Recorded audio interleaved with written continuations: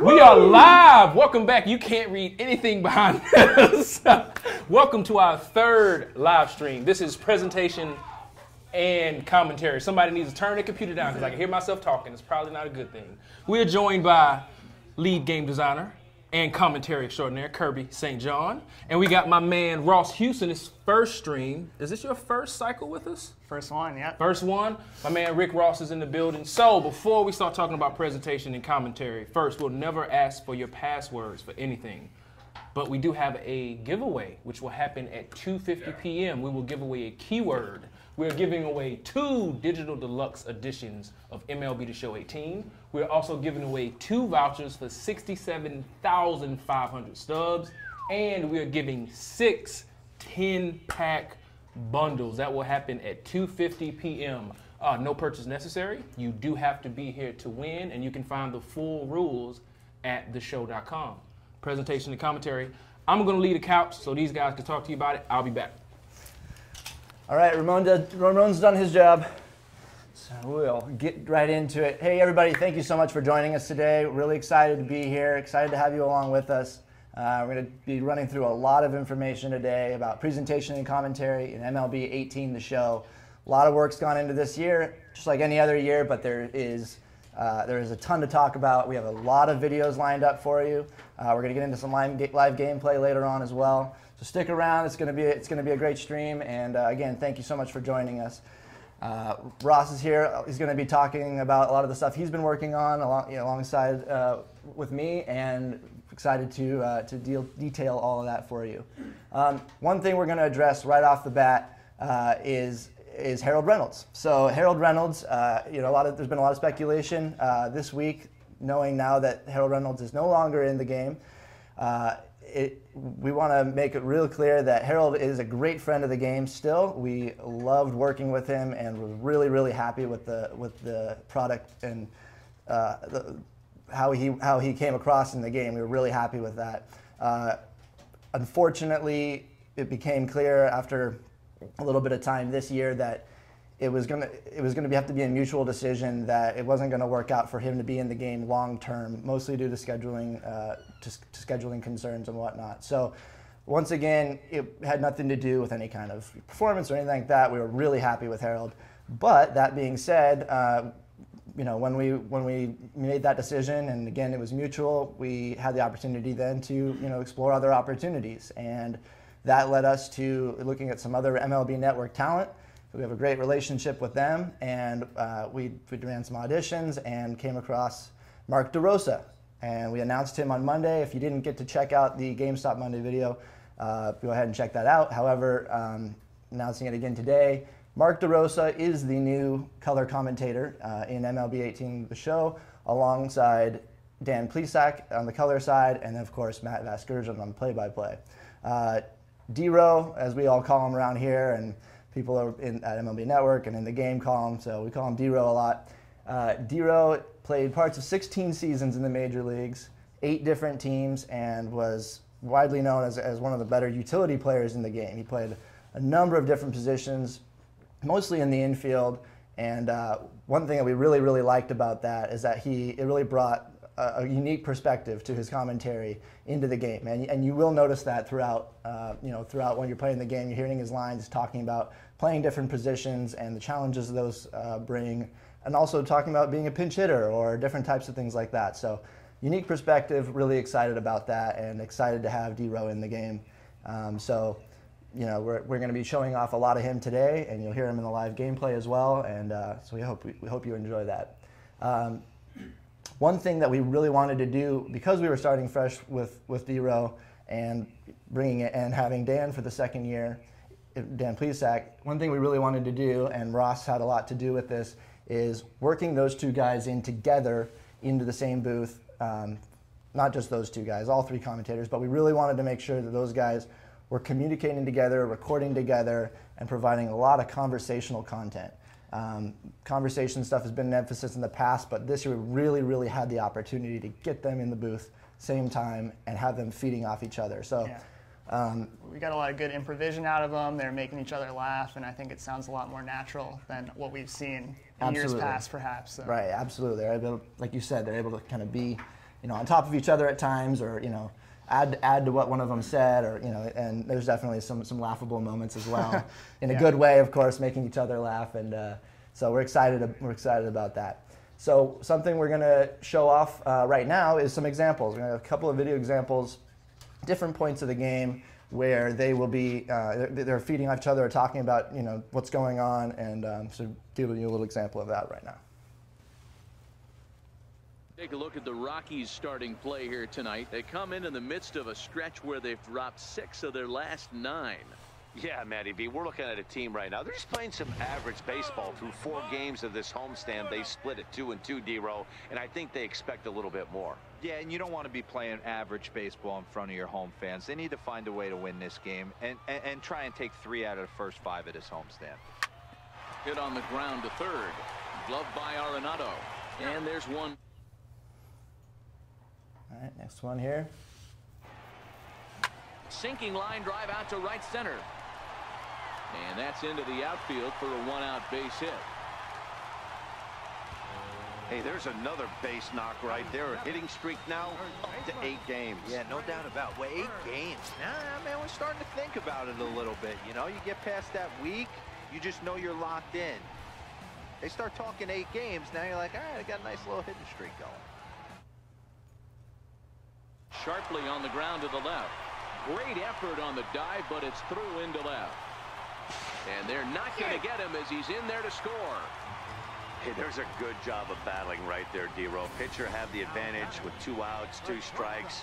You're 1 pitch away, and boy, what a terrific piece of hitting right there. Yeah, that's a great job right there. Some guys are not afraid to hit with 2 strikes. They'll take that pitcher deep in the count, feeling comfortable about it. That's the type of hitter this guy is, and he was able to come through.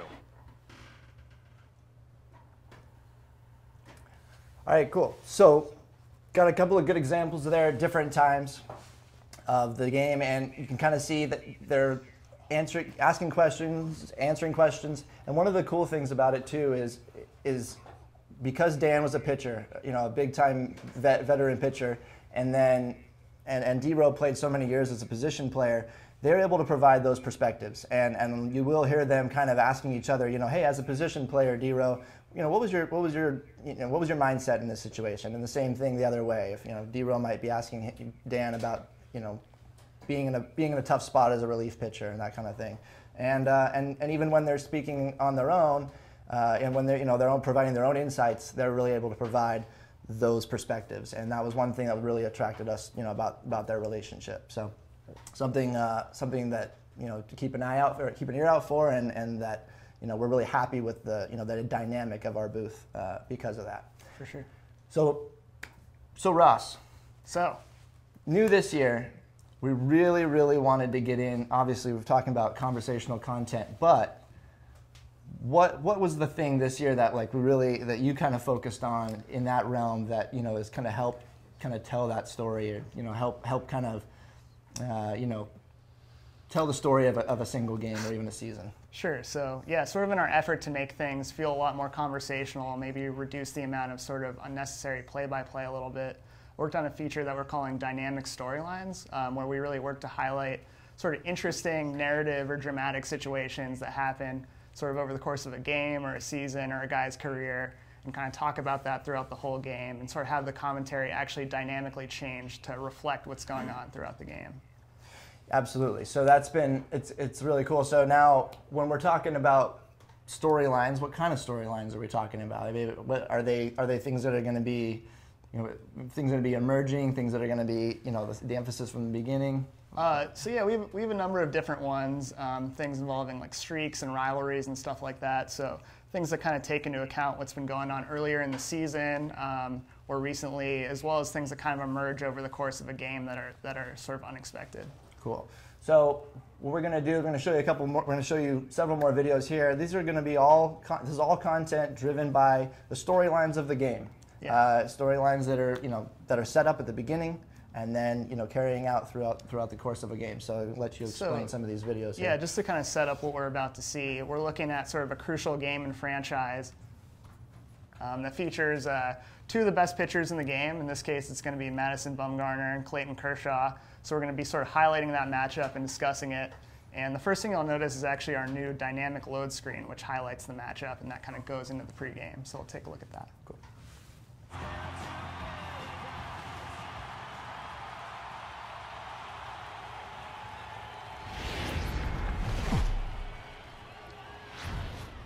A beautiful summer night in Southern California. From Dodger Stadium, tonight the second of 3 to start the week between the San Francisco Giants and the Los Angeles Dodgers. We've got an excellent matchup on our hands in this one. Two of the league's craftiest starters go head-to-head next. So there you kind of hear Matt mentioning what kind of pitchers they are and kind of setting up the matchup a little bit. So now we'll jump a little bit further into the game where they sort of analyze what we're going to see a little bit more. Well, fans of good pitching are in for a real treat today. Guys, what can we expect from the matchup? Well, Matty, these are two guys that aren't hard throwers. They're more touchy-feely guys. Hard, soft, up, down, in and out, D-row. And these are the kind of guys that can really frustrate you when you're in that batter's box. 100%, Dan. When you got a flamethrower on the mound, he's going to live and die with his good stuff. But when you got a finesse guy out there, you step out of the box and a lot of different thoughts start entering your mind. What should I sit on? This is going to be an interesting matchup. So that was them kind of setting up the beginning of the matchup, discussing a little bit about what we might see. So now we're early innings, sort of in the early innings, right. Kind of a little preview about what might happen. So now we're going to look to kind of jump ahead to, I believe, the 5th inning, partway through the game, to kind of see how things have been progressing. Swung on and missed, outclassed by that fastball for a strike. Well, partway through this one, and it's safe to say that both of these starters have brought their best stuff, and each lineup looks a bit helpless out there. Well, this one's kind of gone as we thought, D-row. Both of these command pitchers down in the strike zone, moving the ball up, down, in and out, making it very difficult for these hitters to put anything together. Yeah, a lot of soft contact, a lot of indecision on the part of both offenses. Nobody seems to want to pot commit to any pitch because these guys are really mixing and matching. So yeah, up until this point, things kind of progressing as we expected. These guys are both dealing. But sort of shortly after this clip ended, Bumgarner kind of got lit up by the Dodgers offense, gave up a bunch of runs, and got actually yanked from the game. So we're going to pick things up towards the end of the game with the reliever on the mound, where they kind of reflect on what sort of went down in the later parts of that matchup. Too much for him there, 1-2. Needed a good performance from their ace today, but unfortunately for them, they didn't get it. Yeah, D-row, this is one of those where it was almost over before it started. You know, this is what happens when you're a controlled type pitcher. If you're not around the corners and around the knees, you start getting balls up in the strike zone, and that's what he paid the price today. Yeah, huge confidence boost for this offense, though. To face this guy, they knew they had to stay back. They couldn't be over-aggressive against him. He likes to move the ball in and out and do different things. Tip of the cap to this offense. So that's a little glimpse at sort of our dueling aces storyline. If you play with different pitchers or different things happen in the game, you can kind of expect to hear them say different things that relate to your experience and kind of tell your personal story. So yeah, the key, I mean, the key's there. I mean, is the idea that this is all branching. These are branching conversations. You know, as things change throughout a game, you're going to be hearing different lines. So you're not going to expect to hear the exact same conversation throughout the course of a game. It's branching. The other thing that you just mentioned too, it's really cool, is different matchups. You know, get different types of conversations. Could have a flamethrower type of guy up against a finesse pitcher, or two flamethrowers, or that kind of stuff, and then of course, all of the commentary, all the analysis, and everything throughout the game is dynamically changing. And then you have things like, you know, an ace pitcher, like say Kershaw had an awful ERA, they'd be talking about things like that, him trying to get back on track. So we have all different kinds of permutations of what can go on. Right, and that's, we're going to get into another storyline in just a second, but that's like, the word dynamic, I think, is one of the words that we really like emphasized from the very beginning, you and I, like when we were talking about what we want to incorporate into our commentary, and not just in the storylines, the stuff that's going to be changing with the players, changing with the teams and throughout the season, you know, and as they age, or as, you know, all that kind of stuff. Yeah. So that we're not just commenting on, you know, the current day players. You know, it continues on, you know, as you play throughout our game. Yeah, for sure. All right. So what's our next video is going to be about here? So of course, sometimes something really incredible or amazing happens in a game, and then the storyline shifts more to be about that thing than what the commentators expected to talk about going in. Like a good example of that from this past season would be like Scooter Gennett's like 4 home run game. Clearly that dominated the conversation throughout the game. So we're going to look at something a little bit similar to that, sort of a large number of home runs being hit by both teams throughout the game and sort of how that changes the commentary. Cool. In now is the Yankees DH, Giancarlo Stanton. He's ready for his first at-bat of this early season contest. This is driven to right, and no doubt about it, that one's way out of here.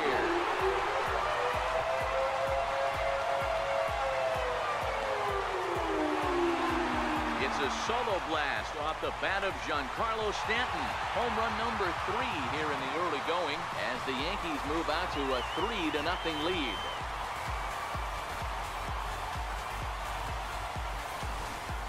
Well, that was this lineup's 3rd homer of the game.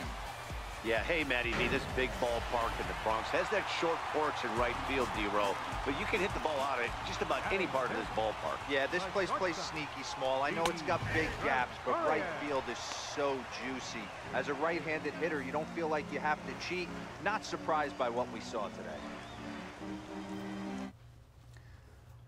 So as they mentioned, that was the Yankees' 3rd home run of the game, and you kind of hear the announcers during that replay talking about, you know, why we might be seeing so many homers early in the game, you know, where it was hit, the ballpark we're in, and all those kind of factors are taken into account. So, right.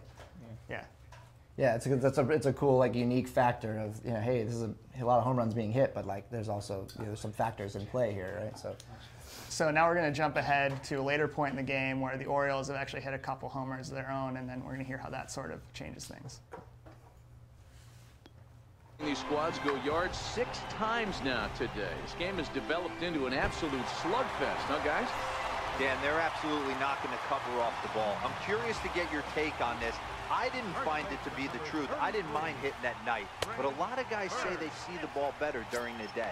You know what's funny, D-Row, is I preferred to pitch in night games as opposed to day games. I always thought it was advantage to the hitter, and so far that looks like it's the case in this one right here. They must be seeing the ball really well because they're just absolutely smoking the baseball right now. And this winds up inside for a ball. 2-0 now. No. So yeah, like you heard there, rather than just being focused on the Yankees, they're talking about both teams now. They're talking about the time of day, how maybe it's a little weirder that all these homers are being hit in a night game since that's usually not as friendly to batters and things like that. Interesting, yeah. And one thing real quick, we're seeing some comments about, like, you know, headache and that kind of stuff. Oh, this is all, you know, pre-final, all that kind of stuff. Still very much work in progress. So yeah, we'll definitely be looking at the ball when they launch a ball like that. So just in case anybody was concerned about that, still work in progress, of course. All right, and so then what's our next I step see here? people calling out that this is actually a different game. I thought I could slip that one by, but clearly you guys catch everything. But so sometimes these lines don't play. There's a little bit of variance, so it's kind of a magical version that you might see, but you might not see. So we're going to skip ahead sort of towards the end of the game where we hear the announcers kind of reflecting on what they saw during the game. First pitch is a pass ball that's looked at for ball 1. As we near the end of this one, I think it's safe to say that the story of the game has undoubtedly been the long ball. Guys, what do you think about what we've witnessed? Well, as a former offensive player, I absolutely love it. Kudos to both lineups for doing absolute damage today. One of the most fun watches of the year. You know, D-Row, what this shows me is this new age way of guys going up there, and they're swinging hard. You need to make good pitches, quality pitches. And if you don't have command of the fastball, you're in for a long day. And we saw that here this afternoon, a ball flying out at near record pace. Cool, and a couple of things I want to point out on those two is, you know, not necessarily related to the commentary, but like we were seeing a lot of we were seeing a lot of full speed replays there. We were seeing the new ball trail, which I'm sure a lot of you know about now because of the Monday video, but definitely a good showcase of the types of presentations you're going to see there as well. So there's still slow motion, of course, and we're mixing and matching with all that type of stuff, but we really wanted it to be a little bit more engaging as far as the replays go. So we're going to show off some more of that in a little bit, but those were some good examples of some full speed replays and the ball trail and all of that. Yeah, so that was like a little glimpse of what's in the game for storylines, both things you might hear sort of entering the game or things that might emerge over the course of a game. So expect to hear more of that kind of stuff whenever you get your hands on the final game. And some of it's player-centric as well. Right? I mean, Sure. we talked about the matchup, of course, but like some of it's actually, it could be a little bit more player-centric and what an individual player might be trying to achieve coming into a certain game or within a game, as like you mentioned with Scooter Jeanette, the example. Sure, that yeah. kind of thing, can happen as well. Right, yeah, for like the road to the show players out there, obviously that mode is focused on just your guy, so we have a lot of player-oriented storylines too that will highlight perhaps your road to the show guy if you run into him. Yeah, that's awesome. And now, so I did mention, of course, the word dynamic, and I'm going to come back to that again. Now, another feature with the commentary that we've wanted to focus on was having the ability to have some kind of a little bit of conversation or provide information about a player, maybe a little bit of background information or what have you, that is not necessarily scripted for that player. So meaning it can be dynamic, the commentary can change and dynamically for players, both real and created. So this is going to be called quick facts, and essentially what it does is it allows us to update you on what might be going on. We can talk about a player's career stats, or maybe where he was drafted, where he's from, all kinds of different topics. So we're going to have an example right here where we're going to be talking about a relief pitcher that just came into the game. He's just been announced. He's now thrown, he's thrown a couple pitches, and Matt and D-Row are going to kind of have a little bit of a discussion about his background. So this is the kind of information that might be kind of fed to an announcer during a live game about a player. Hey, here's a little bit of background on him, that kind of stuff. And of course, it's the type of research that they do prepping for a game. So here's a good example of a reliever coming in.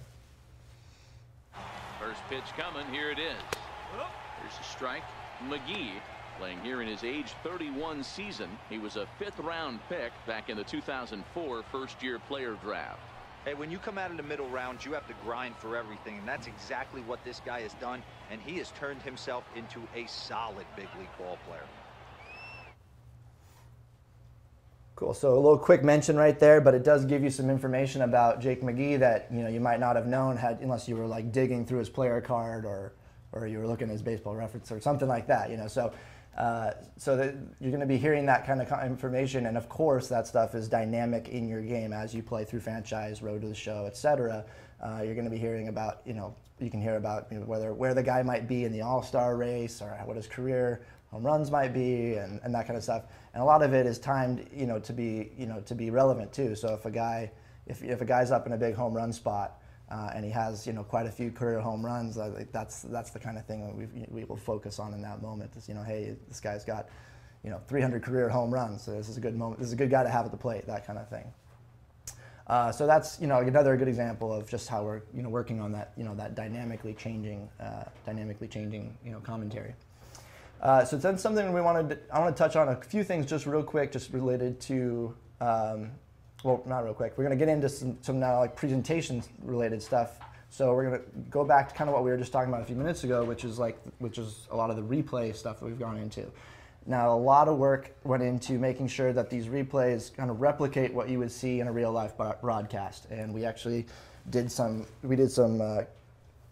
like a little field trip to wonderful Cleveland, Ohio. Shout out to Cleveland. We actually had a great time there, and we got to kind of shadow MLB Network and see kind of how they're building, their broadcast, and kind of got to pick their brains about a lot of things. And so out of that came a lot of information about full speed replays and their usage of that, the camera angles, and all that type of stuff. So we're gonna show you some videos here.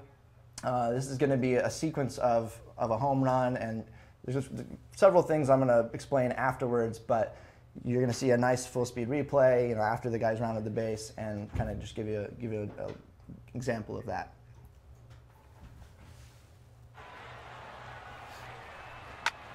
There's a swing and a high drive into left center field. Profar looking up, and this one is gone. A home run.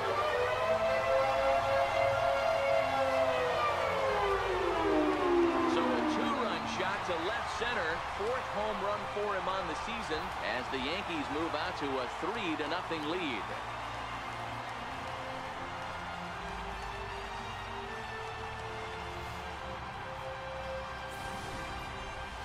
on the mound, he might have let up a little bit knowing the fact he was facing the 9-hitter, but you just can't do that. Goes to show there are no weaknesses in any of these lineups.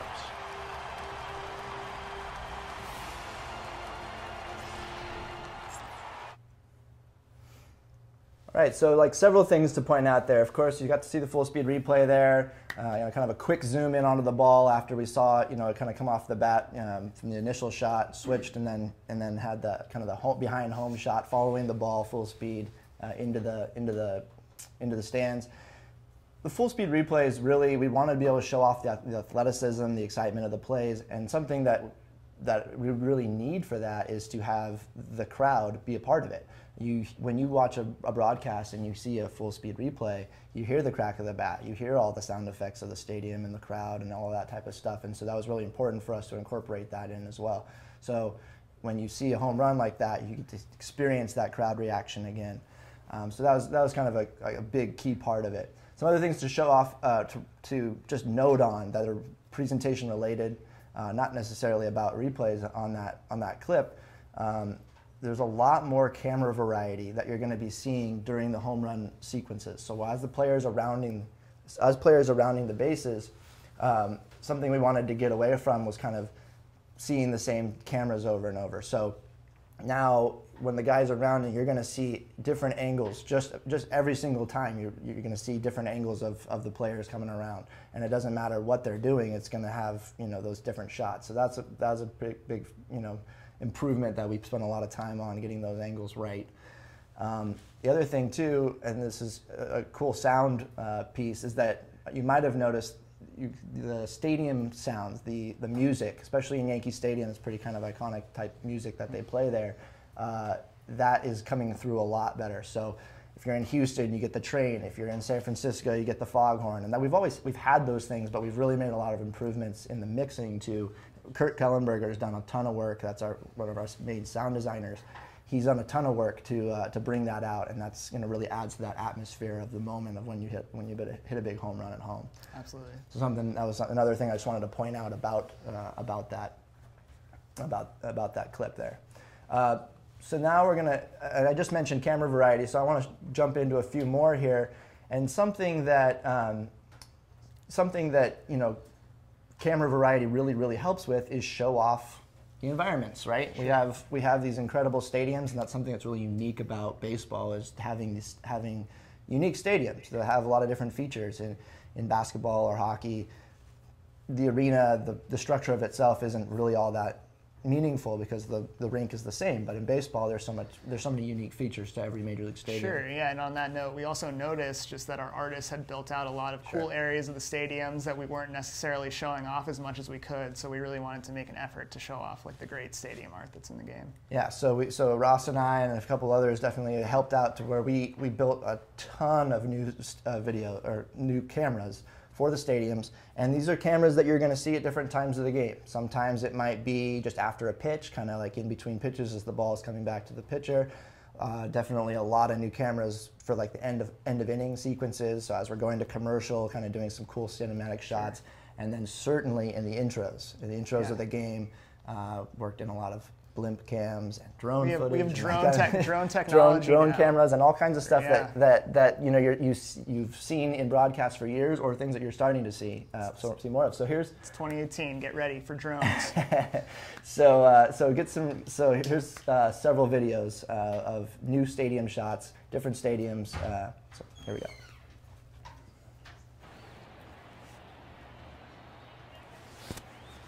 So this would be sort of an end of inning shot.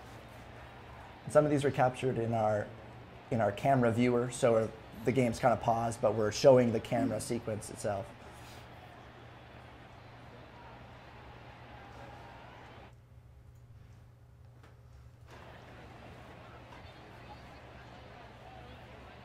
Good looking statue there in Baltimore. Yeah, we want a nice, really detailed statues in the stadiums. And a lot of our weather presentations have now new cameras to show off the flags and see which way they're blowing, that kind of stuff. Blimp camera here behind the light standards. This is in Cleveland. This is probably going to be like an intro shot or an end of inning shot.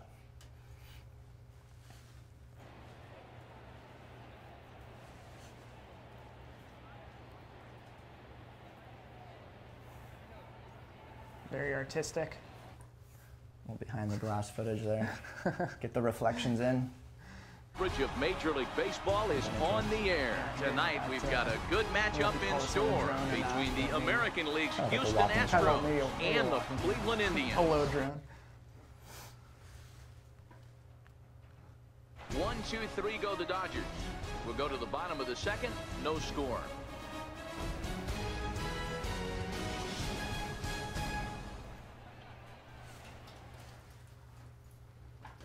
And now pitch on the way.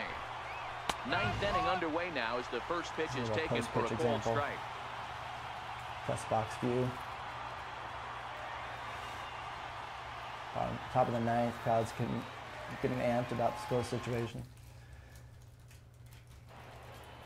The Rotunda in Pittsburgh. Yeah.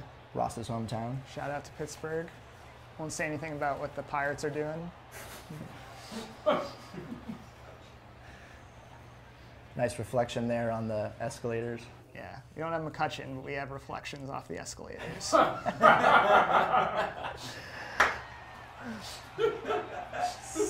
CN Tower. Here going into Rogers Center.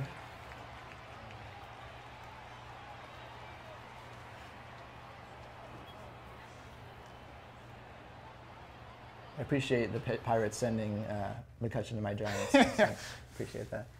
Hopefully it works out. Intro shot here in San Francisco, speaking of. Time now for baseball from 24 Willie Mays Plaza and stunning AT&T Park in San Francisco. A good matchup here for you tonight between the LA Dodgers and the San Francisco Giants. So something I wanted to point out about that last shot, and you guys are probably picking up on a little bit, brand new theme music. And so what we did this year was we rescanned both of our the show themes. Of course, MLB Network theme's still in the game. That's been improved and updated to have the latest art that MLB Network uses. But our main MLB theme has been updated, and that's been reskinned, and we're really happy with the way it came out. You saw one OSD there. We're gonna play live gameplay later with that theme, so you guys will be able to see all the different on-screen displays with that art. But that's going to be, that's an exciting thing. We're really happy with that it came out. But on top of just the visuals, we have all new theme music. So you're going to hear end of inning, intros, all that type of stuff. Completely new music for that. So you heard that there on the intro, and then of course you're going to see it again when we get into live gameplay. And just to backtrack to cameras for half a second, there's easily like double or more than double the amount of stadium-specific cameras for like most of the stadiums now. So you're going to be seeing like a ton more stadium-specific variety than you have in the past. So when you load into a game, and if you're somebody that plays, with the same team most of the time, you're going to load into that stadium, and you're going to see a lot more variety in the intro, for example, or during the end of innings. So you're it's going to make that each game kind of feel a little bit different, and a little fresh. So. And there's, like we said, quite a few blimp shots, something that we really never have incorporated into the game very much. So kind of getting that overhead perspective, a lot of close-up shots of, kind of the really nice materials that you'll see in the stadiums, like the one that was in Cleveland there behind the glass and everything. A lot of those nice like reflective materials. PBR that look really nice. materials that we've obviously talked about in years past. That's continued to improve, and so we're always trying to show all that stuff off for our stadium artists who do an incredible job. So. Something we're very excited about, something that there's just infinite possibilities, and something that we're going to continue to improve on, of course, year after year. But we got a lot of content in there for new cameras, so very excited about that. For sure. So right now we got through the theme part of it. What I want to do is I want to bring in Mike Compton, who you guys have seen on stream before. We're going to say goodbye to Ross for now. He might come back later, but everybody say goodbye to Ross. You'll see him again. He's killing it here, and we're really happy to have him. So bring in Mike Compton. What's up, Kirby? Hey, how's it going, man? Good to see you guys again. So Mike, why are you here? Let's talk about atmosphere and crowd. Okay, and let's do that. In dynamic weather and what we brought you this year. Atmosphere. Yeah, so one of the things you guys have seen already is that we did improve the rain and we brought you some fog. I just want to drop some stats on you guys about the improvements. So In the rain, we used to have 2,500 raindrops, and if you guys have played the game, you've seen they were essentially just white lines falling straight down. We had a graphics programmer this year tackle that. He did a great job. So now, instead of only this one pattern of 2,500 drops, or essentially lines, we draw anywhere from between 250 drops to up to 200,000 raindrops now in the game. We have weather patterns, so not every game is going to be exactly the same. Up until this point in MLB The Show, if you've chosen a rain game, you've seen the same thing every single time, which is you load into a game, it's raining slightly, the rain fades out towards the end of the game, and that's it. Now we have different weather patterns, so the rain can move through slowly, it can rain heavily throughout the game, it can be like a light sprinkle the whole time. So there is some dynamic content there. So I know a lot of you guys are worried that, oh, if I choose a rain game, I'm going to hit the rain delay presentation every single time. I'm going to be forced to make this decision to bring my pitcher out, you know, worried that people might take advantage of that system. You're not going to have to worry about that too much. It will be kind of rare. One of the cool things about the rain delay presentation, we're not going to show it off today, but there are different lengths of time for how long the rain delay will be, and depending on that length of time will determine the impact on whether or not you choose to leave your pitcher, starting pitcher, relief pitcher, whoever's in the game. So if it's a longer rain delay, you're going to have a bigger hit to energy and confidence. If it's a shorter rain delay, it's probably worth leaving your guy in there, especially if he's pitching well. Absolutely. So it actually really has like a decent impact on the course of the game, and it's an unexpected thing you have to encounter throughout a game. Yeah, it's like real life. There's a strategy there. Absolutely. You know, and if you're playing your friend, then you're both going to have to make that decision, and it might change the outcourse of the game. But let's talk about fog, which is a really cool piece of atmosphere.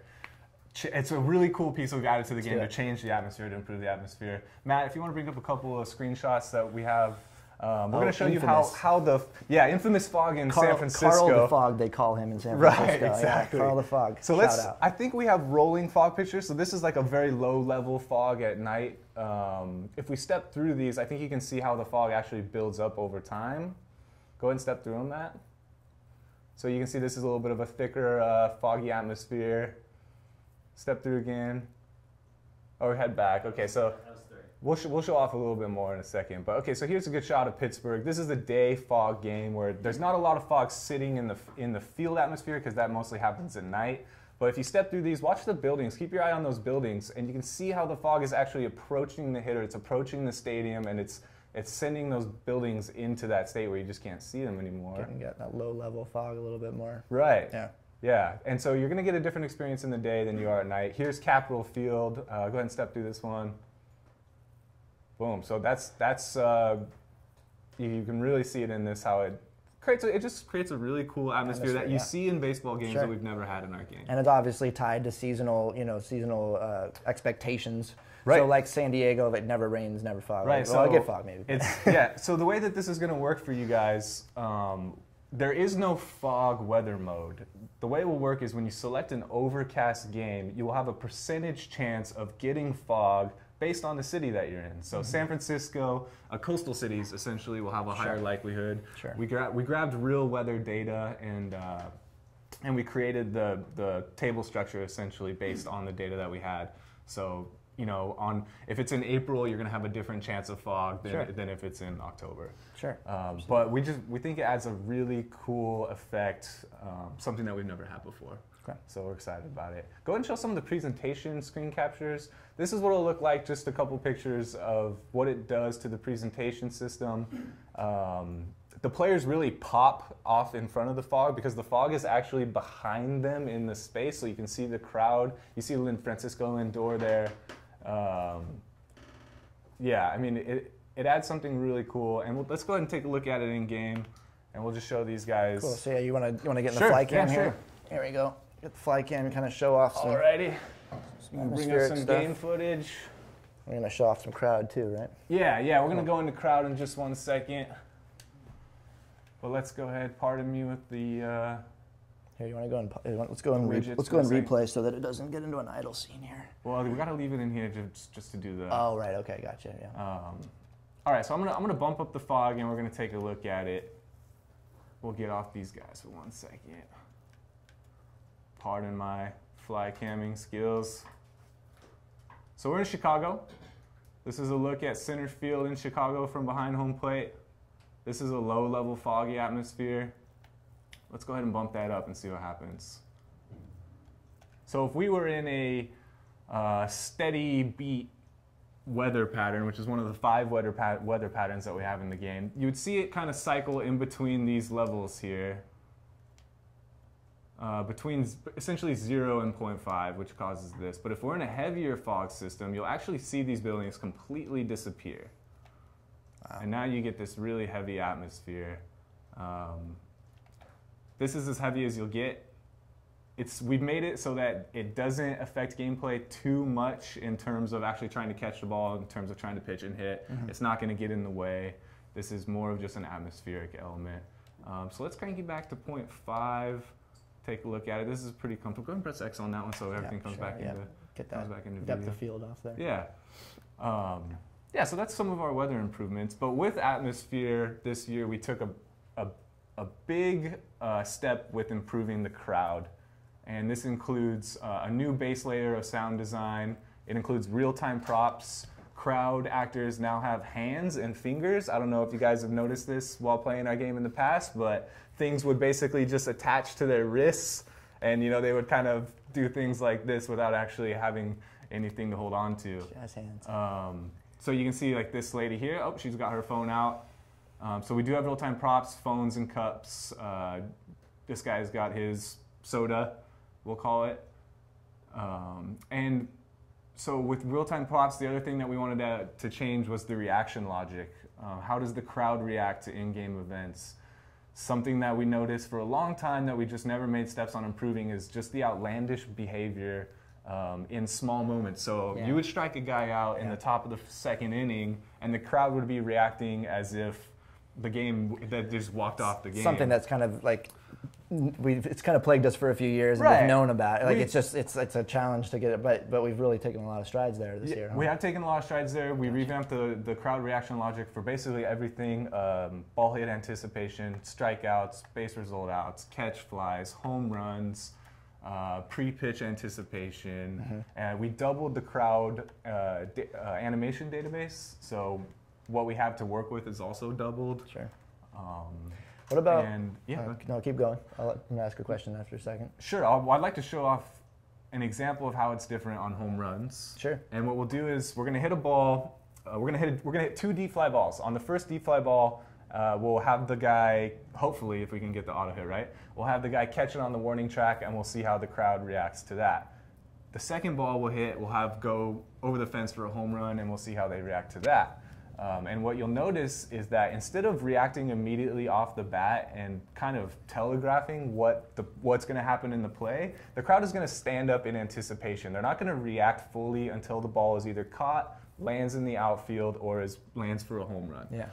And I'm sure a lot of you guys can relate to that. Baseball fans going to games, you see something happen, you kind of get out of your seat for a second, see what happens. It's not easy to know. You don't know what's happening. Even when a guy crushes one, it's like you don't know for sure it's going out unless it's a complete bomb. So, that's kind of simulating that atmosphere and that the realism there. Exactly. What we would do in the past is as soon as the ball was hit, basically you'd have a very short period of time, and then the crowd would just be going crazy. Yeah, and of course, that doesn't even include the second out ground ball where the crowd reacts like crazy. So let's see what happens here. Let's see if we can get it right.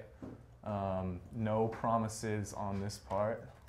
You can turn it, Yeah, let's turn fly cam off.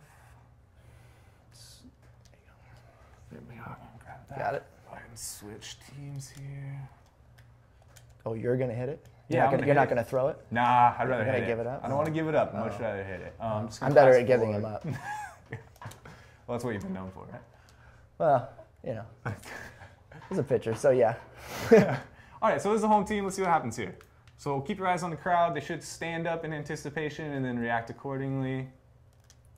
But we do have to hit the ball, of course. That's the first. I said I like to hit them. I didn't say I was good at it. Begin the trolling now. Yeah, go ahead. All right, so crowd stands up in anticipation. And we come get that. on. So that one's off the wall, and they react pretty appropriately. Not as much as they would if it was a home run. Go and replay and show that, because we kind of lost it, of course, because of the tips. Well, let's see if we get it on the full speed. Oh, not quite full speed. And we'll let this play because it looks good. Let's take a look in the replay.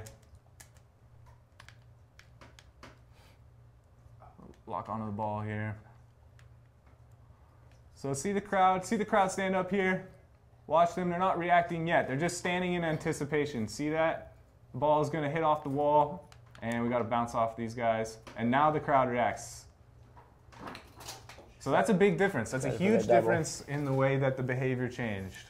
And then that reaction right there would have been different. I mean, had the ball gone out, they probably would have been even more animated, more excited. Right. So let's go ahead and do that. Let's go ahead and hit one out. Something I really appreciate just playing the game is, you know, when you're pitching or when you're looking at the crowd, and, you know, and in between plays, is they're not you know, kind of doing their like standing up and flailing around, and they're a little bit more still in the moments when you would expect them to be still because they're watching the game. Yeah. And you know, it's a baseball game. They're not. The fact is, they're not reacting to every little thing, but then when something is exciting, then you see that, you see that in, you know, as you're playing and stuff. So that's part of the downfall in the old system was that you never really felt this big boost in big moments because we were always at a big moment level. Yeah. We were never getting you there. You were always just there. So now here's Chris Bryant taking one deep, and if you watch him, boom! Now look at him go. Can't see much, but you should be able to see him on the home run presentation. We'll watch this. You can a little updated MLB Network stuff there. You got the Cubs. There's a on-field camera there for the guy coming home. Again, camera variety we were mentioning earlier with the home run scenes. Show track, that was a feature last year, of course. But the new ball trail. Yep, the new ball trail improvements. Of course, I hit it with auto hit, so it's all one color. Right. But yeah, so you know, there's just some good examples there of some of the smaller little things, improvements on the presentation side there. Now let's see what happens if we don't hit the ball off the wall or hit it out. Let's see what happens if that fielder makes the play. Hopefully he'll make the play. Now here's the pitch. So deep fly ball by Rizzo. He heads back, crowd stands up, and a disappointed reaction. So I don't know if you guys can catch that. Yeah. We'll do a replay on that. We'll do a replay, but you can definitely see some guys kind of like, oh, you know, that whole, you think it's going to be the coolest moment ever, and then it's just ripped right out of your hands. Yeah, I mean, and that's what would happen. You know, you stand up because you're excited, you think he has a chance. And Matt, you know, and you can hear Matt, you know, doing the same thing there. And he was like, another one driven to the gap. You're not listening, but another one driven deep, you know, to the warning track, and then it was caught. You know, it's kind of building that anticipation as well. Keep your eyes there. Crowd standing. Let's break off here. Zoom out a little bit. Ball is caught. Oh. And home team fans are disappointed. Away fans are excited. Oh yeah, shoot. Let's sit down. That's not what we expected. There's a Mets fan in the front. Couple Mets fans are still standing. They're wearing it in the bleachers. No, it's not where I'd be sitting if I was a Mets fan right there. I don't know. You know, just wearing it. Yeah. So the quick summary there is that crowd reaction has been vastly improved. It's way more realistic. You're going to get a much better sense of hyping a real moment when it's important. Absolutely. Something I didn't mention is head IK is now in the crowds. So the crowd will follow the ball when it's in the air or in play. If there is a runner coming around third base or heading home, then the crowd will watch the runner. They're watching that play that could be at home there, right? Exactly. Yeah, exactly. I think we got to get to the giveaway. Yeah, time for the giveaway. The one, you know, almost. Yep. Can't miss out on this. Bring it back, Ramon. I've got my hopes up this time. I think. Keep going. Y'all got 2 minutes. Keep talking. I think I got 2 minutes. I think I got 2 minutes. What should we do? Should we just play a little bit? All right. Well, here I was going to ask you a question actually a little bit about throw some pitches. Sure. Something we didn't touch too much on is the attendance logic too, and I know that's something that's really changed a lot this year as far as, you know, how it changed dynamically. They haven't used that word too many times today, but throughout a game, but also throughout a season. And just, you can go ahead and touch on some of that. Yeah, so we took real life data on attendance by stadium by day of week. So you're going to get, we've never done this before, you're going to get different attendance logic depending on what stadium you're in, what the matchup is, right? Are you with a rival? Is it first place versus fifth place? Are you interleague two first game, that kind of stuff, Yeah, right? so if you're the Cubs, well, there's a couple special stadiums. Okay. Right. Right, Wrigley, Fenway, certain stadiums that just sell out. It doesn't matter what the team is really doing. Sure. But if you're a low to mid-level market team and you're used to seeing 50 to 60% attendance, and you guys are having a great year, and it's a first place matchup late in the season, get that boost. get that boost. hype. That stadium's going to get filled up. Cool. And if you're struggling and you're usually a high market team, you're not going to get that. Like you're going to see your fans dissipate. In a game, we change it based on weather systems. Rain delays, I did catch you guys. We will have the crowd dissipate after a rain delay. It won't be the same. We'll stop you right there. Yeah, All right, we gotta do the giveaway. The important keyword. What you're really here for. The keyword is DeRosa. Put it in the stream one time. DeRosa. What are we giving away? DEROSA. ROSA. One word. It's Italian. Put it in one time for the giveaway. What are we giving away? 2 digital deluxe And editions of very the game, Italian. which you cannot In a very good preload. way. 2 vouchers for 67,500 stubs, and 6 standard pack vouchers with 10 standard packs. Can I get Times some of 6. Get that so in, you yeah. guys got 10 minutes to put in the word DeRosa for the sweepstakes. I'm gonna shut up. Keep going. that? Dad, if you're watching at home, put it in. Yeah, Mom. We need that. We need those stubs. Not that you have any better chances. Just making that clear. You don't have any better chance. Yeah, so that kind of wraps up crowd and attendance logic and summary and atmosphere, and we made some big steps, and we think you guys will like it. Cool. See you later, Ramon. Ramon did his job again. All right, we got another guy. We have another developer you guys are used to seeing coming onto the couch right now. So you're gonna hang out. I'll hang out. All right. Yeah, I'll help. Be there. I'm gonna switch spots scoot with you over. so that Kyle can get in here. Bringing in Kyle Saul. A lot of you are probably very familiar with him. Kyle, game designer / producer, mocap, actor, many hats here. Many hats. Many we hats. all wear many hats here. As man, D-Ro I likes to say, jack of all trades, master Master of none. Master of none. Okay, cool. Well, there it is. Yeah, so I'm here to talk a little bit about situational awareness, player personality, the emotion stuff that we've been working on. It's as fun to get in the game to motion capture, as Kirby will attest to, and you might see a little bit later, as it is to see in the game. As you know, we've had these, situational awareness stuff for big moments already. Strikeouts for pitchers. The batter, if he strikes out, gets a big hit, it gets excited. He's on base. He shows how excited he is. And so what we did is we not only expanded on those categories, is we added new players. So you're going to now see managers get chirp at the umpires. You're going to see players, the real subtle things players do, which is something that we really, really, really wanted to highlight. Showing outs to each other. Catcher, like the catcher behind the plate, kind stuff. of encouraging his pitcher on, hey, nice pitch right there, or like, let's go, kind of tapping the glove. Exactly. A lot of stuff like that.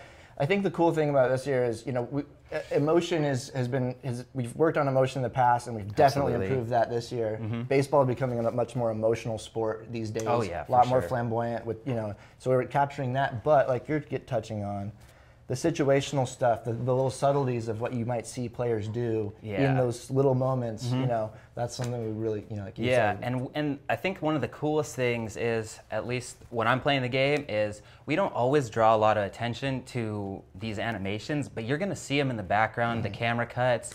You're going to notice players giving outs to each other. You're going to notice the catcher recognizing that the pitcher hit a great spot, down and in. Or maybe the pitcher's struggling, you're throwing a lot of balls, you gave up a lot of runs in an inning. He's going to stand up, calm you down. And, not only is this kind of like a little signal to the pitcher in the game, but it's like a little bit of a signal to you guys as users, like, hey, just take a deep breath, hit your spot, you're going to be fine. And those little subtleties are really, really cool to see, and as like a former player, it's awesome to get these things in the game. It feels very real, and it feels really organic in like the experience that you'll have. So Matt's gonna play a few video clips for you guys.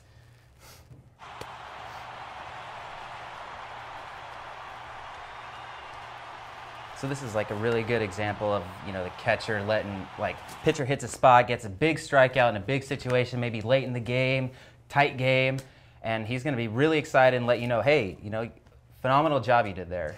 And not only that, of course, you got to see the the batter there, and you can see his face. One thing I want to touch on real fast, and we'll keep these videos going, is our head rig, our facial rig has really gotten a lot of improvements. So you really like the emotions that you're seeing on the faces come through really, really nicely. And we did a lot of work with head-mounted cameras in the motion capture studio. You and I in there doing a lot of that kind of stuff, which was a lot of fun to do. It's a lot of fun. And also just coming up with different ideas of like from our own playing days of like, oh yeah, I would do this, or like teammates that would do this and that kind of stuff. And of course, real players we see. So keep going, but just wanted to touch on that.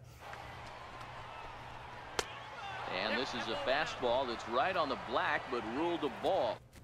Settling him down there a little bit. Yeah, just calming him down. Big moment. I mean, you can see there, second and third, one out. He's falling behind there. It's kind of like, hey, just settle in a little bit. Rocky's got a big lead, and it's kind of one of those moments like catcher's like trying to help his teammate through the game there. Relax, Dodgers fans aren't even here yet. It's only the third. Yeah, honestly, I'm not a big fan of this crowd logic that you put in. Dodgers fans aren't showing up till the third inning. I don't know what that's about. We're there in the first inning every time. We're just following. We get there in the first and we leave in the ninth. I don't know what this is. Hey, you know what? Playoff game, they'll be there. Don't worry. Playoff game, I'm there 2 hours early. First pitch. You are. Right over the middle, knee high. See, here's an example. Hits a spot down. Tying run on base, just letting them know, hey, good job, you hit your spot, stuff like that. And these are the subtleties that, it's just kind of happening in the background that you'll notice. It's not something that we always call attention to. Sometimes we will, sometimes we won't, but it's there for you. Is this Puig striking out here? Yeah. Striking out, looking. Grab some behind. I don't like this. I don't like this call. I don't like it. I don't like this call. So, get out of here, bat. Not happy. Yeah. So this is an example of a situation where it's more of a player-specific type of thing. These are the kind of guys that wear their emotions on their sleeve. They're in every pitch. Every pitch is like, the most important pitch to them. And if something bad happens, you're going to know about it. Or if something good happens, you're going to know about it. In this example, Puig struck out. It's probably a late in the game situation, pretty close, and he's obviously not happy about it. And so he throws the bat, breaks the bat. Some of the most exciting players in the game today are some of the most emotional, and they're the ones that are like every day they're there to play. They're there to win, and you kind of see that coming through on some of the players in the game. And they're we'll probably I think we'll see it maybe a little bit later, but like the way his face looks, the animation's awesome. You want to score, you got to have to bunch some hits together, and they haven't been able to do that so far. So hopefully this leadoff guy, this will be the right guy at the right spot to get something going. You froze him on the fastball there. Ryan So it's not he's not like a super intense emotional player, but when the moment strikes, he gets really excited. And something I should also mention is that there's intelligence to this type of emotional situational awareness. You're not going to see the same animations in the first through third innings as you would in the fourth through sixth, as you would in through the seventh through ninth. And it's all very dynamic depending on the score differential, innings, and so it's really important to just take note of that type of stuff. The 2-2. Is a swing and a miss. That's strike three.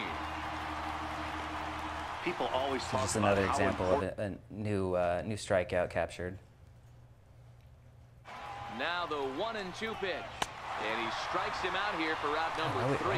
So after a scoreless top half, they'll have a chance to win. I captured one of them. You captured one of them. So here is perfect. We get like a really great end of inning emotion. He's obviously very upset, trying to break the bat a little bit over his thigh, and then like one of the really cool new end of inning camera cuts that Ross and Kirby have been working on. And that was it was a big moment there. It was the 10th inning, late in the game. He's trying to do some, probably trying to lose that ball and give them the lead there in extra innings. But it's one of those big moment.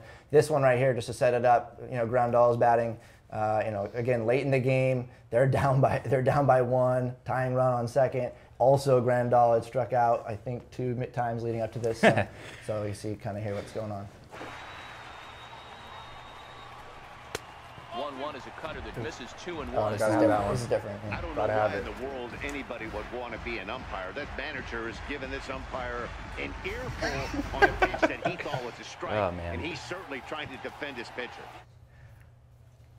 So yeah, this is, that's a late in the game scenario. Obviously the manager wants that pitch, pitcher want that pitch, and he's upset. Those like close borderline pitches, obviously they think it's a strike, and so in those types of situations, you can expect that you might see, the manager chirping a little bit at the umpire, letting him know we need that call. First pitch of the at-bat. A ball and no strikes.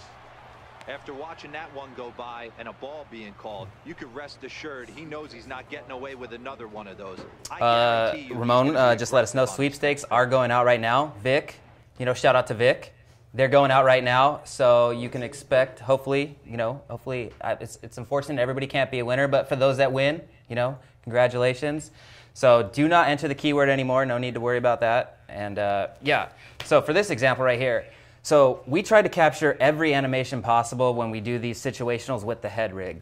Sometimes it's not possible, but what Kirby and I were able to do is wear those rigs and create a bank of different types of emotions: happy, sad, angry, pissed off at somebody else, pissed off at yourself. Exactly. And so we can add these types of facial emotions to animations that we already have. So this is an example of an animation where a pitcher thought he should have got a strike, and we didn't have any emotion on this previous, but since we captured these, we can add these on, and it really adds life and personality to these situations. Right. Borderline pitch there that Gray wanted, and wasn't too happy he didn't get the call for. You got another one? We already played it. No, we played it. Next.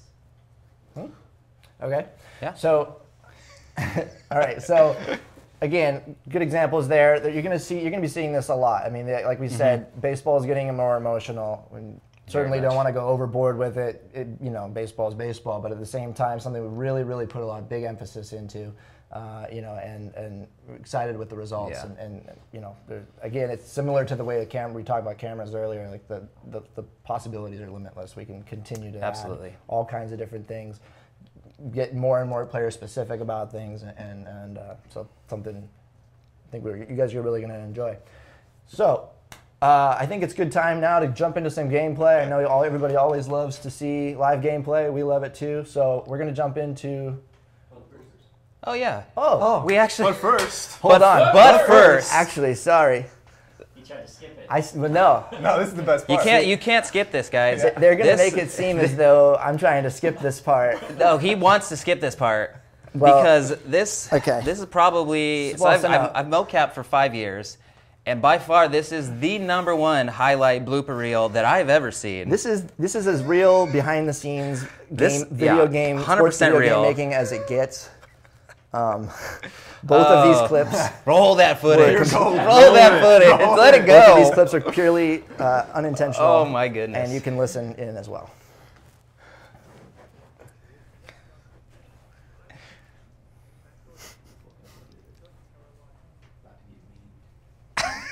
Oh yeah, you about to get memes. And oh my goodness. Listen to Kyle. I want that playback right away. I feel bad that I didn't even check if he was hurt, but it was so good that I just wanted to play it again. We didn't mocap for 15 minutes after that because we couldn't stop laughing. No scoped. I went on. But hey, to Kirby's credit, he got up and then went right back to it.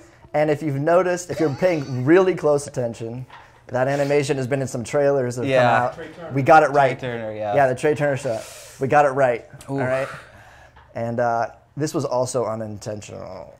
So this is when you do a lot of bicep curls, chest workout. I don't know. This is when you don't know your own strength. Yeah. Whoops. Uh-oh. I mean, come on. It's like walk off. bat's just hanging up in our office now as a souvenir. That bat has been our Mocap bat for like Oh my gosh. Too long. At 12 least, years? At least 10, 12 years. Longer than you and I have been here. Longer than we've been here, absolutely. And I broke it. Oh my gosh. But we did tape it. Yeah, and used it for the rest of the kept session. Kept And it going. then the last shot of the day, I snapped Yeah, it you over my broke knee. it again. I mean, you had to. On purpose, though. Of course. I mean, But yeah, that was why not? unintentional. I was trying to hold up at the last second, but just the forearm strength, just like, there was the bat speed. Oh yeah, hashtag humble brag. Yeah, humble brag. I'm too strong. Right. Anyways, we have a lot of fun capturing this stuff, and it comes out really cool in the game. It's fun to do it, and so just wanted to show you some behind the scenes there. All right, now we're going to jump into live gameplay. Sorry I teased you on that before, but hopefully you enjoyed the behind the scenes shot there. It was worth it. So yeah, hopefully. So we're going to jump into some live gameplay. Yeah, so we are in season here. This is you have the controller? There you go. Here? Okay. Go ahead. It's all you. We're in a franchise mode here. I'm not going to show you franchise mode. That's a later stream, but we're in season in franchise mode, kind of mid-season, divisional rival here. Astros at home. So we're going to jump into a game. What uniform should we use? Kind of like these. You like those orange? You don't like them? Oh, these are pretty solid. Honestly, I can't. It just hurts every time I have to see that logo. Just want to go classic here? Yeah. Okay. Let's go classic. All right. Respect the game a Kyle's little bit. basic. It's all right. Basic. Avo toast. All right, so broadcast and show off presentation for sure. I mean, sometimes when we're showing gameplay, we obviously are talking over it a lot. I'm going to try to let it breathe. I'll comment on things as we go, just to point things out. But I'm going to try to, let it breathe. Theme 2. This is going to be our Major League theme. You guys have seen MLB Network, but this is the new theme music, new OSTs, all that type of stuff. And let's do. I'm gonna do partly cloudy just because we showed off and we got the roof open, so we're just kind of show off some different weather here. Francis Martes, okay. Mike Minor. That's very interesting. All right, we're doing it. Wow, he's rolling with him. Oh, You're going. You're going with him. Bold. What? Fred was rolling with him? Ooh, just throw Keuchel. Yeah, no. You got a lot no, of I'm not options. going Keuchel, no. Wow. Yeah, why not? Let's see some offense here. Okay. How many times have we done a stream where it was Yeah. like 1-0 Francis game? Martes. Well, through 8? I expect some offense with those ERAs right there. Yeah. I know I'm not. I'm not. Little Minor versus Martes A matchup. little behind the scenes commentary. We're good. All right, so here we go. Jumping in. Who's hot? I think that's a new loading screen. Yeah, new loading Yeah. screen here. Yeah. I mean, well, no. This has been in for a little while. It's a new look. But we do have several new loading screens, not just for the storylines that we showed off earlier. We do have a lot of new loading screens, and of course, an all new look, definitely. I think one of my favorite things is I'm a franchise guy that. Yeah. Oh. Reason why Ted Williams is on the Houston. Oh yeah. Yeah, but he's not in the lineup right now, is he? Yeah, but the loading screen. He was there. He was in the loading screen. Oh yeah, okay. So Ted Williams was in the loading screen there. We put him on the Astros on purpose because we're going to show something off towards the end of this here, but you hear this music. Turn off show batting info. Yeah. In this one, it's one of baseball's hardest throwers goes head-to-head with a top finesse arm. Next, Francis Martes beyond the mound for the series opener. So something that I was going to mention real quick before the whole Teddy Ball game happened was that I love the whole storyline quick facts thing because I'm a franchise guy that doesn't play a lot of. I don't play every game. I like to sim a little bit and play, and it's really cool because you can sim to a middle of a series, and you're going to get so much context if you're playing the first, second, or third game. Any game, you're going to know how your team's been doing, who's hot, who's not. And the stuff that Ross and Kirby have added this year have really added to the depth of the mode. And just for context's sake, we are in a late July franchise game. I think it's late July, maybe July, early August, okay. mid-season, So you after guys the know where All-Star we're at. break. Yeah. Let me set up my settings here real quick. Ooh. He normally plays on rookie, but he's putting All-Star because it's a stream. Yeah, okay.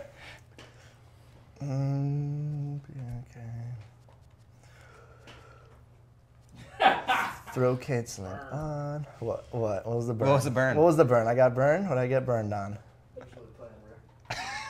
Oh, well, yeah. Oh, man. I mean, that's like an obvious joke, right? Yeah. Oh, Set I don't it like up. this much on. All right, Around in this one. here we go. All right, so we'll let the game breathe a little here. First pitch of the at-bat on its way. First of three here on a Friday night as the first pitch is in there for strike one. Giveaway is Giveaways over. are done. Giveaways are complete. Congrats to the Gotta winners. be considered one of, if not the hottest team in baseball right now. Winners of 8 of their last 10 ball games.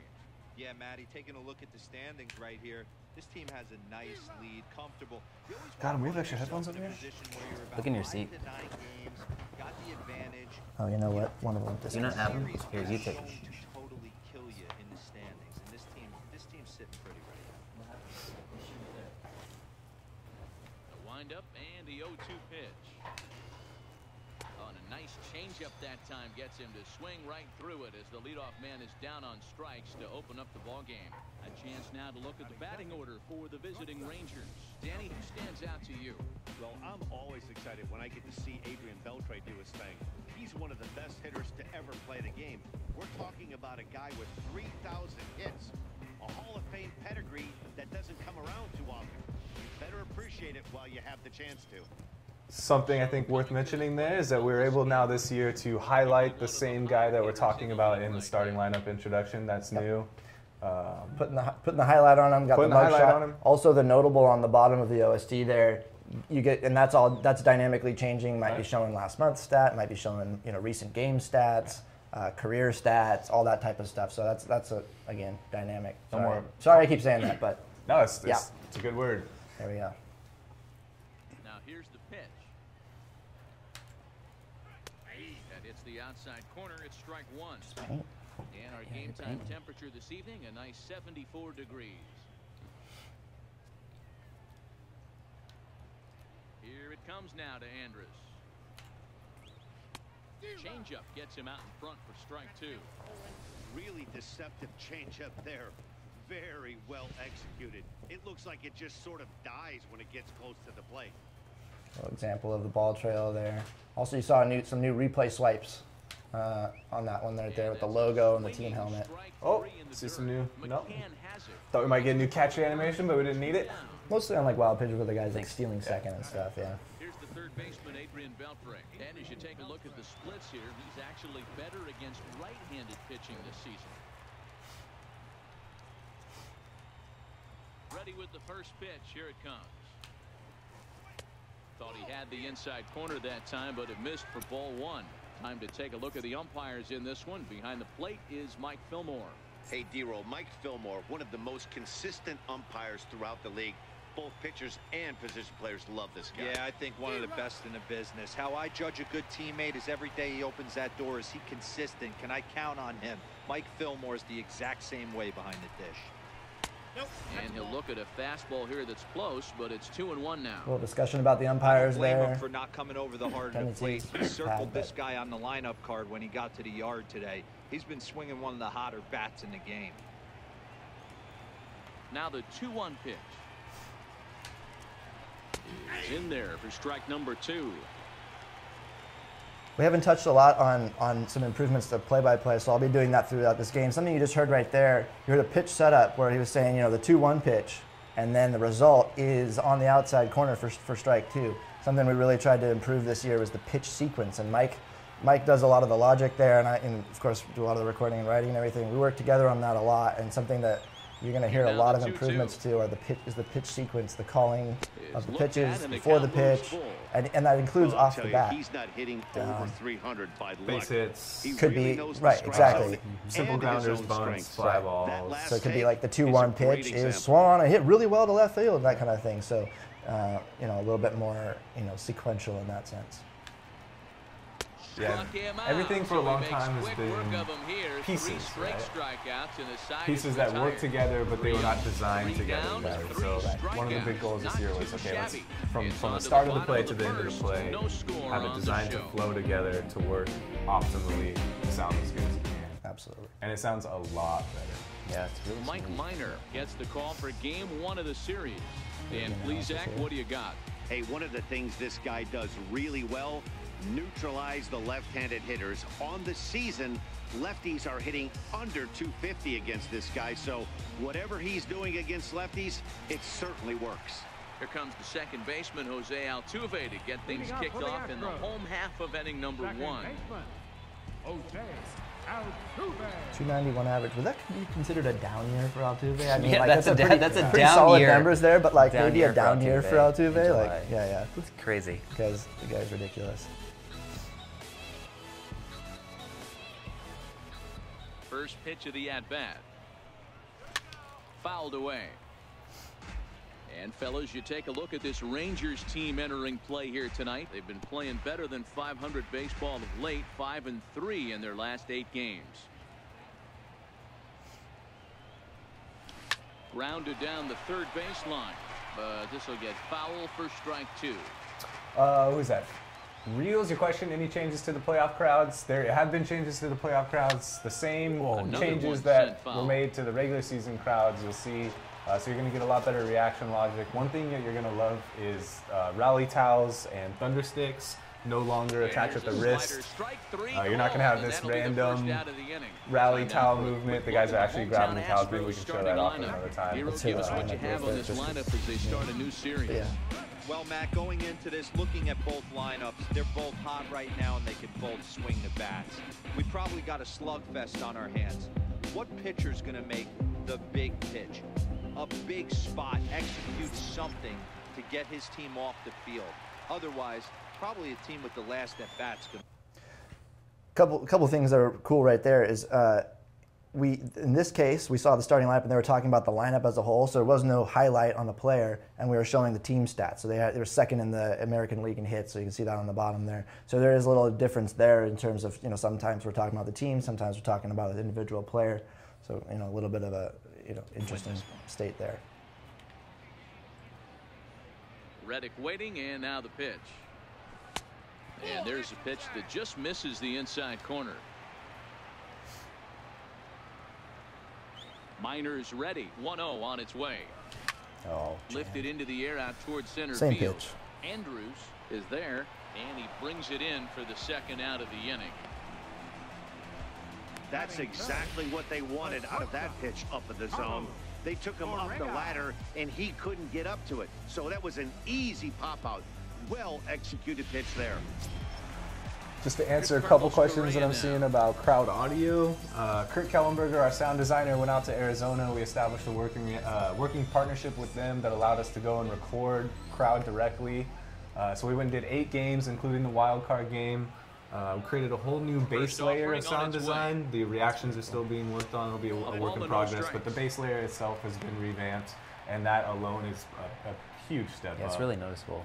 And just knowing that we'll have a working relationship going forward. We met with some really great guys, Joe Carpenter, David Grundvig, and Fred Dominici.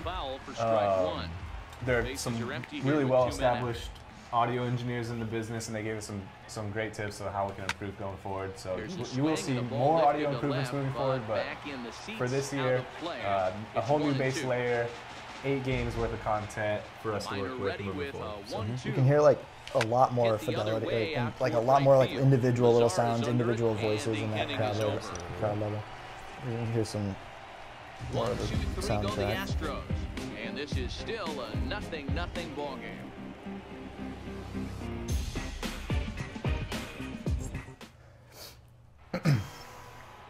Next to bat will be the Texas cleanup hitter, Joey Gallo. First baseman, Joey Gallo. One thing I meant to mention earlier, but I'll do it now, Ready to deliver. is because we have, because we put an emphasis and continue to do so going forward on, the conversational. One of the game's big-time flamethrowers faces a top craftsman here today. And you're going to see 2 different mindsets from both offenses, Dan. Facing the power guy, he's going to come at you. He's going to pitch to his strengths and not your weakness. And on the flip side, the finesse guy is going to try and keep everyone off balance. And I want to see what off-speed pitch he has working. Dero, that's one of the did you? Swing, and he sends a ball high Watch in that the crowd. air into left field. Gone as it's into the Crawford boxes. Tag Stadium feature there. Absolutely. Got a pretty cool one in. Gallo leaves the yard with a solo shot, and even 20 home runs for him now thus far. As the Rangers strike first, it's 1-0. lot more locations this year that we tagged. So we finished tagging all major league stadiums this year. We only made it through about 60% of them last year. I think the coolest thing is the $1 million can in Anaheim. You hit it in the $1 million can, you might hear something about it. Right. Yeah. So what you heard right before that home run happened was, of course, they had started talking. They were picking up, about sort of a little bit of a storyline, the matchup of the pitchers in this one, and so they were talking about that, kind of having their conversation, and of course, Gallo goes oppo taco on it, and which Gallo has plenty of power, and Crawford boxes are short, but they were able to cut off and then let Matt make his call there. In now the power hitting outfielder Nomar Mazara. As the first pitch to him is a changeup that can't find the zone. It's ball Which is one. so fitting, right? They're talking about the right pitchers and the matchup, and then, of course, right as they're talking about it, a guy gets taken deep. It's always a jinx, right? Right. It happens every time. Yeah. Pitch on the way. Sinker stays outside and is behind now 2-0. Boy, he just looks locked in at the plate right now to me. His numbers in recent games have been very good, and those were two stone-cold takes right there that put himself in a great hitter's count. And a sinker is over that time. It's back to 2-1. Here's a little, one of the new shots in Houston. Looking great. Again, a bunch of new ones. You can kind of get the skyline there.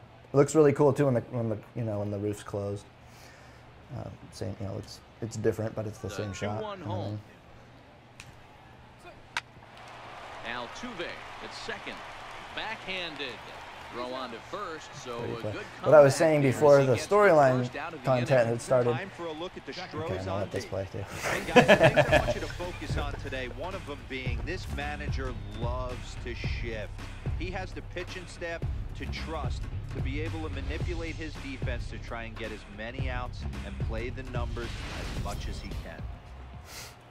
What I was going to say was we put an emphasis too on, as far as the play-by-play goes with Matt, is not necessarily commenting on every little thing. I think when we kind of listening and playing the game, of course, we sort of felt like maybe Matt was commenting on every little thing. So something we wanted to emphasize was shorter calls, more to the point, but also if a guy just if a guy rolls a foul ball, just rolls over a foul ball, and it was completely insignificant. There wasn't any ever doubt. Stuff like that can be, let go. We don't have to comment on every single time. So just kind of trying to trim down that a little bit. Trim the fat. Behind 0-2 now. Say that. We've had Matt in the game for a long time, and so we have a lot of content. So of course it's important for us to, to make sure that content is, fits well into the game, and that we're not overdoing it, kind of thing. For sure. And he'll try and tempt him with one in the dirt, but he'll hold back here. It's 1-2. Tried to get him to chase that 0-2 curveball there, but he wasn't biting. Another thing, very well could see it again here, though. As far as when we were talking about, the situational awareness and the emotion. This isn't really a situational type thing, but as far as the players' faces and the way that their faces are animating, in the past, we've had kind of pretty consistent ones where they're look like they're chewing gum, or kind of just moving their mouth slightly. We have a whole bunch of new idle animations on the players' faces. So sometimes you'll see them kind of crinkle their nose, or take a deep breath, or do it. There's a whole big new bank of those animations that we captured when we were doing the emotional stuff as well. And so you really notice that too when they're just kind of standing on base or whatever they might be doing. You'll really notice that as well. Especially on the close-up shots in between pitches and whatnot. Comes set with the 0-1. Oh boy. Another one fouled off, and he's quickly not a great pitch. Looking for a double play. The 0-2 delivery changes up on him, but that's in the dirt for a ball. Good job by the catcher to keep the ball from getting too far away and allowing that base runner to get into scoring position. That keeps the double play in order, which they need, seeing as they've already given up one run in this inning. Odor leads off first with one away. Oh, and this is swung on and missed. 4 strikeouts already, and that's out number 2. The stinky cheese. Fastball there. It's just like, give me the see a ball. lot of Give that me the pitch and strikeout situations these days. What makes it so effective? I think, Matt, Good what shot makes of it the, such a tough pitch little is you're trail there. changing eye levels. That fastball up looks so enticing to hit that you think you see that ball as a hitter. Do you think you can drive it? But it's really hard to get on top of that good, high, hard fastball. Up next for the Rangers, Robinson Chirinos. And as you check out his righty-lefty split, Oh, no see surprise ya. that he hits better against southpaws than he does against right-handers. Not with the new tax system. You go. But the Rangers are in the run column first on the strength of this solo home run. We'll go to the bottom of the second. It's now 1-0 Texas. It's a wall scraper. I'll give it to him. But So here's the Astros cleanup hitter, George Springer. We take a look there at the difference in his numbers between June and July. so Robinson, Chirinos is just going all out. No catchers, no chest protector. Really? See what he's doing right now? We're just kidding, guys. It's an obvious comes the bug. first It's pitch. fixed. Yeah, Don't even worry about it. Yeah, we're not gonna ship We the went game with final- no chest protector. We went final last night, so deal with it. Yeah, we're just like, hey, he doesn't even want it. He's like, guys, I don't need it. Rangers on D. I don't even want to wear a And let's mask. focus our attention at the guy who plays one of the premier positions in the game, and that's Elvis Andrews. Listen, when I watch this guy, I can't help but think Omar Vizquel. Came into the league, was all This is regular and PS4, not figuring it PS4 out Pro. at the plate, and has consistently gotten better offensively while never losing a step with the glove. Striding in for Houston. Or it might Alex be PS4 Bregman. Pro. First at bat for him as he enters play third in the American Stay hot, League Mike. batting race. Giving conflicting pitch of the info at-bat through the on its way. headset. Fastball misses in the dirt as he tried to get him to chase. Kind of a the cool ball. piece there from D-Road, spotlighting Elvis Andrews during the defensive alignment thing. He was. Lined to short, but gobbled up there, and there are 2 away. I mean, D-Row was playing not that long ago, and so one of the cool things about having him in the game and something really tried to emphasize him. It's a little bit of Another, little like- disbelief there. Yeah, like that was an animation that was captured without any facial rig, but because of the bank of facial anims that we captured, we were able to add those types of things on. So you're not going to see the deadpan face, that you might have seen previously. You're going to see some emotion on these guys. Right, and that, it would have been like one of those. Yeah, What I was saying about DeRosa is that he something we really realized early on working with him is he really knows a lot of these players, and not just on like, oh, he's in the media and he gets to talk to them, but he played with a lot of them, and so I mean he was there with the Nationals when Bryce Harper broke into the big league, so stuff like that you get kind of cool insight with at times from him based on his knowledge of these players. One of his best friends, Brian McCann, he talks about him a lot and that kind of thing. So. Ooh. Field and deep. Into the sun. And it's over the train tracks. Bye-bye. And Oh, it's clears the double tracks. blast. Nice. Solo shot here by Jake Marisnik. 7 home runs for him on the year now. And the Astros have pulled back even now with 1 run apiece.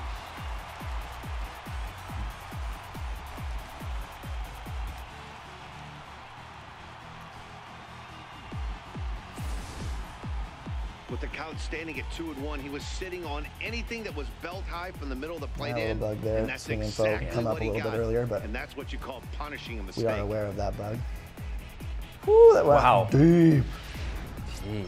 That's what happens when you hang a curveball. Brian McCann trying to make something happen with 2 gone in the bottom of the second.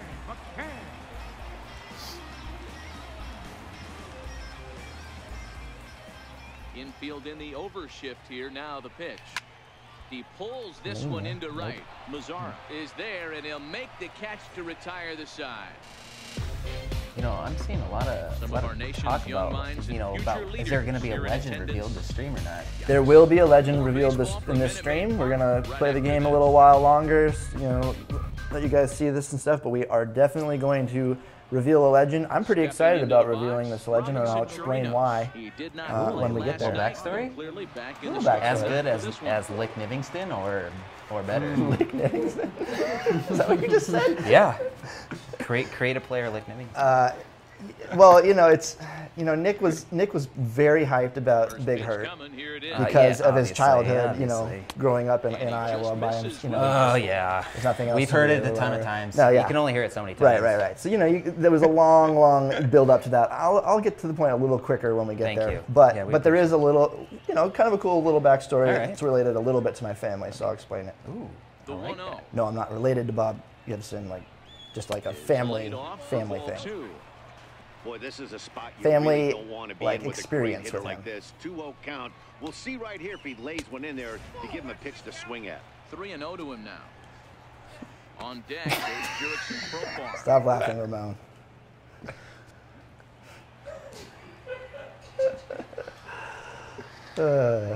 Trying to play a game over here, all right? Trying to concentrate.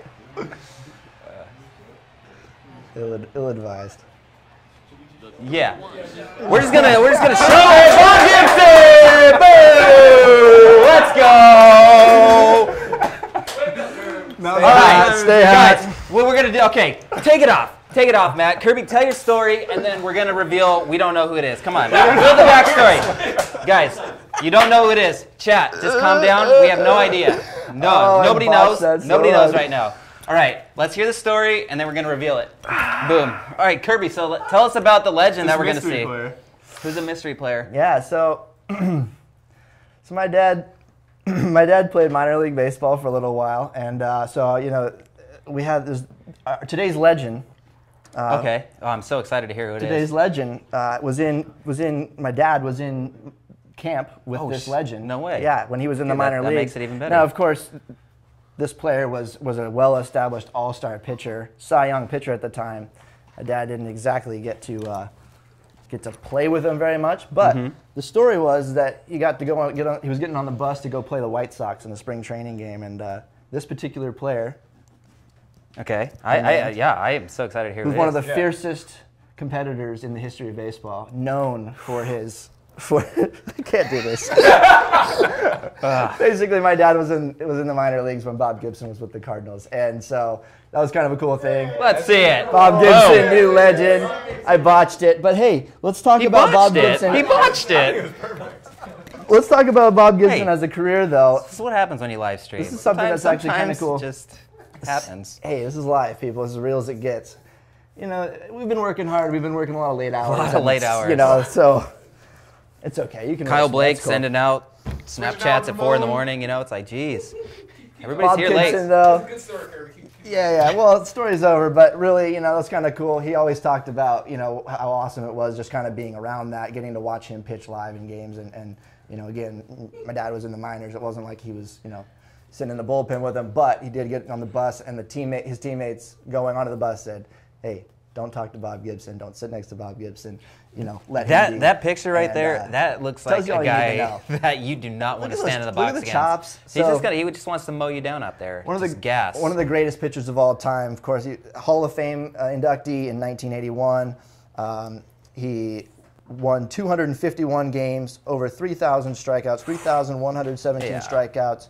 56 shutouts in his career, which 56? Yeah, well, I mean, think about today's game, right? People don't get nobody goes to the 7th inning. Yeah, people don't get shutouts. That seems crazy anymore. to see. A 2.91 career ERA, and of course, he's going to be awesome in our game as well. So excited to reveal Bob Gibson in a super eloquently, very eloquent, way. But there you go. Ramon, what are you going to do here? And now he'll step off as they look for a strikeout pitch. You're muted. What about now? Cool. And with a big pitch here, So Ron's going to show you something here related to. No, keep talking. It's going to take you a second. Not related to present commentary. Dang it, man. Hey, don't worry about it. I'm excited that he's the legend. He is I don't care how you announced it. He is a very cool legend. It's going to be fun to. Yeah, absolutely. Kirby's best stream ever. Thank you. Thanks. Thanks, Spore. You want it to go one way, and then it happens. I really appreciate that coming from him too. That's nice. Yeah, that's nice. Hey, everybody's got a plan until they get punched in the mouth. Whoops. Yeah. I was trying to win the game. I'm trying to play. Yeah, you're I'm focused. trying to deal with Francis Martez now. You're trying to throw strikes. You're trying to comment on the commentary, and you're trying to reveal legend. Do it live. Juggling all, yeah. Yeah, we're gonna do it live. I won't impersonate that video, but check it out. It's a good one. It's a good one. Yeah, you know, trying to juggle a lot of things there, and I couldn't do it. Oh well. But you know what? They got the information. You got the information you needed. Got a lot of information. I'm looking today, forward a lot to of playing videos. There we go. Finally found it.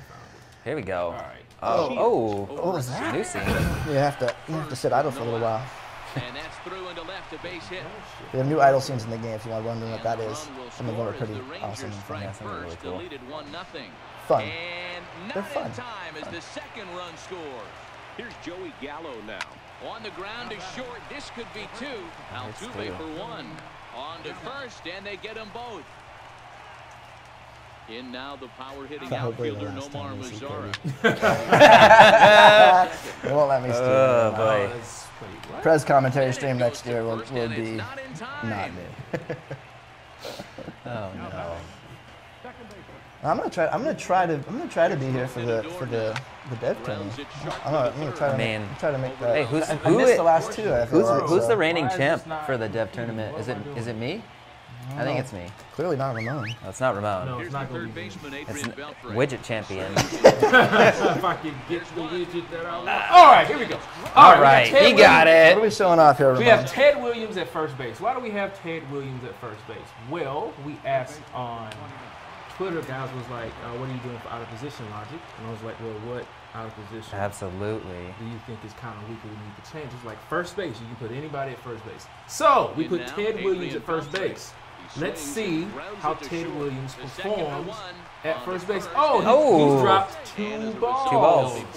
Let's we're just gonna keep on doing this. See what happens. See how many of these he can catch, and I'll explain to you what's going on here. Is he gonna drop this one? He dropped that one too. So what is happening here? We are playing a left fielder, an outfielder at first base. So this happened in the last 3 days. Chris Gill, Lance Leahy, and Jeff Ullman. We told him what the problem was. Jeff worked on it. If you play an outfielder at first base, he's pretty much going to drop like 98% of the catches. He's not going to be able to field the ball. So, we're just going to pull him off. And he can't play those like animations that So would what normally we're doing get those tags. is, if you're playing an outfielder at first base, we are forcing him into stretch catches, and we are forcing him to drop the ball. Boom. So I don't think you're going to want to play Ted Williams or outfielders or guys who don't have first base as a secondary at first base. So he finally made one. So if you get a perfect throw into his chest, he will catch some of those because there is a dice roll. But as you can see, the vast majority of these, he's going to drop. You can't expect. So him to make all I those don't know types if of that's going to be something you want to do. And again, so let's see. We're going to put Springer at second. Let's find out what happens. Same thing would happen if you put Kyle Saul at first base. You're not wrong. You're not wrong. But I mean, we force him into a throw ready, and Ted Williams drops that ball. So there we go. This is something that we did, especially for online play. Guys were putting, who was that? Cougs, Carlos Beltran at first base. I don't think you're going to want to do that anymore. So that's it for us. I'll show you one more time to see what happens. And we got a guy playing out of position at second. Whoops. Well, that's on Correa. That's not good. And he's probably going to drop that. And he drops the ball again. I think. Is that it? Did we do everything? Did you reveal Bob Gibson? I think we revealed Bob Gibson. Bob Gibson. Whoops. Tips came up to me yesterday. He's like, hey, we're gonna reveal Bob Gibson tomorrow. You cool with doing the legend reveal? I'm like, yeah, man, for sure. I'm doing it. Oh man, I got it. Yeah, he got it. And I was like, that'll work out well. I'm gonna call my dad, see, get some insight. Jeez. So that is it for us. We will be back. Not next Thursday. We will be back next Friday. We will be streaming from the MLB The Show Players Lounge in Scottsdale. Ooh, that's the DD stream. Yeah, you come. I mean, if we can. I won't be there, but I would like to be. Again, we will not be streaming Thursday. We will be streaming next Friday. Next Friday is the Diamond Dynasty stream. So much dope stuff to talk about. And there's a stream schedule. So 2 p.m. next Friday from Scottsdale, which kind of means maybe the GameStop Monday is about DD. I don't know. Maybe. Perhaps. Anything else? No. Kirby? Thank you so much for sticking around, listening. Really hope you guys enjoy the game this year. Looking forward to talking to you guys again next year. Keep the feedback coming. I mean, look, we saw comments about first base, and immediately, right after the stream, there's 4 people talking about it. So we listen, we care. Yep, we want a great game for you guys and for us, and we appreciate everything. Kirby St. John, Kyle Saul, Compton, our man Rick Ross, everybody else, thank you. We'll see you next week. Thanks, guys. See you guys.